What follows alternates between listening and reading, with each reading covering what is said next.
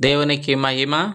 ఈరోజు దేవుని వాక్యం యోహాను రాసిన మొదటి పత్రిక 3వ అధ్యాయం 13. సహోదరులారా, లోకము మిమ్మును ద్వేషించిన ఎడల ఆశ్చర్యపడకుడి. లోకము యేసు ప్రభును కూడా ఎంతగానో ద్వేషించింది, హింసించింది, అవమానపరిచింది. ఆయన మళ్ళీ అవమానపరచకుండా ఓర్పుగా, సహనంగా తండ్రి చిత్తాన్ని సంపూర్ణంగా జరిగించారు. మనలను కూడా లోకంలో ద్వేషించేవారు, విమర్శించేవాళ్ళు, మోసం చేసేవాళ్ళు, వెక్కిరించేవాళ్ళు, నిందించేవాళ్ళు, శపించేవాళ్ళు, గాయపరిచేవాళ్ళు, చంపడానికి ప్రయత్నం చేసేవారు చాలామంది.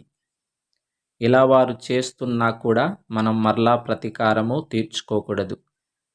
మీ శత్రువులను ప్రేమించుడి, మిమ్మల్ని హింసించే వారి కొరకు ప్రార్థన చేయండి ప్రభు నేర్పించాడు గనక మనము కూడా అందరినీ క్షమిద్దాం, ఓర్పు కలిగి ఉందాం, తండ్రి చిత్తాన్ని జరిగిద్దాం. ఇట్టి కృపా భాగ్యం దేవుడు అనుగ్రహించును.